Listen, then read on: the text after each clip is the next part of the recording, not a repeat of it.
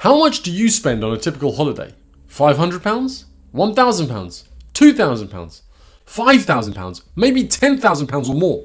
Whatever your number is, in this video, I'm going to show you how to always be able to afford it every single year. Let's go. So how much do you spend on that typical holiday again? £500? £2,000? £5,000? £10,000? Now, of course, the number will always depend on where you're going, what type of holiday it is. Are you going solo? Are you going on a family holiday? Are you going budget, self-catering, 5-star perhaps? Are you going on a city break, a beach resort, perhaps even skiing? Whatever type of holiday you want to go on in the future, the key to always being able to afford it is looking backwards. What I mean by this is get yourself a bomber jacket, ideally in a rusty orange color.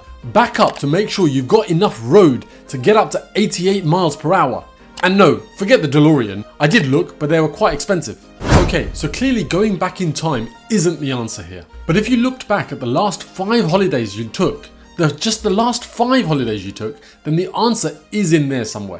It just requires a little bit of digging. So figure out what 5 holidays you went on last. It doesn't matter over what time period, provided they were in the last 10 years or so. Look back at those last 5 and list out what you spent on each of them. I know for myself, concentrating and digging out flight confirmations, booking confirmations, receipts, credit card statements from the last 5 holidays is quite a bit of a task. So for the moment, to keep things simple, concentrate on the following.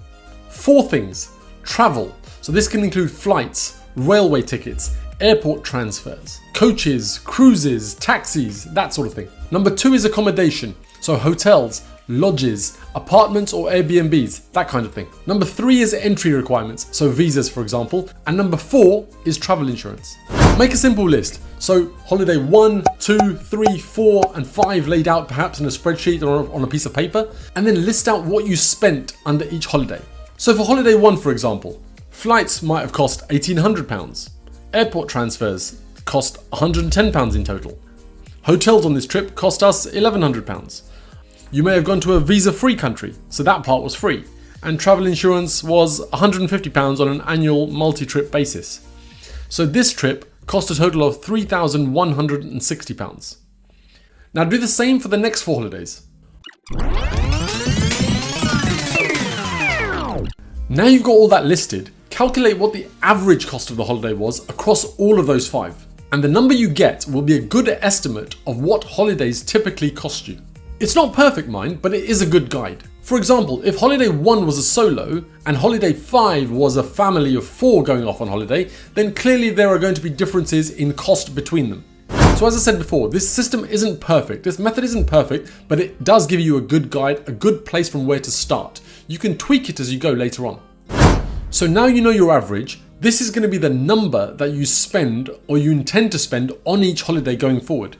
And because we're taking an average, it gives you a glimpse into what you've spent to then forward plan into what you're likely to spend in the future. If you think it's too much, change it. If you think it's too little, change it. You now know what you spent on average over the last 5 holidays. In fact, you know what you spent on each of those 5 holidays. Your starting point is very different from a blank piece of paper. You know you're not overestimating and you know you're not underestimating. If you want to tweak it in either direction, go for it. It's your holiday plan. Right, so now you have your number. Let's say it's £3,000. £3,000 per holiday. Right, now comes the most powerful bit. Right, a quick aside to ask you to do something really important. If this kind of money and personal finance content is right up your street, then consider subscribing to the video and sharing it with whoever you think might benefit from it. It would really do me a favor and, well, why not? It's free. Back to the video. If you're saving up for something, how do you do that? How do you decide how much money to put aside regularly to be able to save up to something that you eventually want to buy? If you're buying a new TV, for example, and let's say that TV costs £700 and you don't have that money lying around to spend on that TV at the moment, so you know you're going to have to save up for it. How do you go about doing that? How much money do you put aside? Do you save up £700 in 1 month in one go? Or do you save a lesser amount more regularly before you get to that £700? If you're sensible, you'll start saving from it from your next paycheck, from your next bit of income that comes in. So let's say it's March and you want to have that new TV on your wall by Christmas. Then divide that £700 by 9 months and you get £77.78. That £77.78 is doable, knowing what you know about your own personal finances, and you set this amount aside every month all the way until Christmas.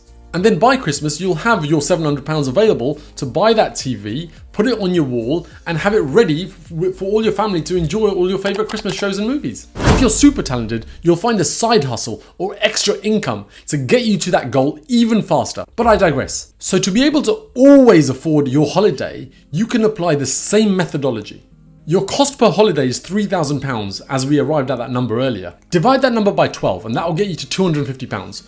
Once you start to set aside that £250 each and every month, within 12 months and every 12 months after that, you'll have £3,000 ready and waiting to whisk you away on your holiday. Now let's say you want to go on more than one holiday a year, and you know that based on your own knowledge of your personal finances that your income can cater for it, you can afford it, then you simply amend the £3,000 number.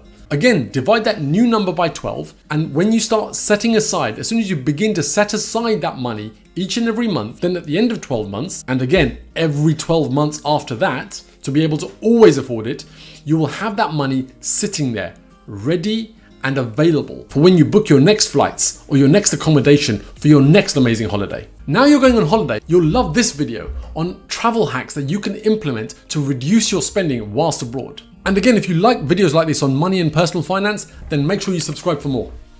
See you on the next one.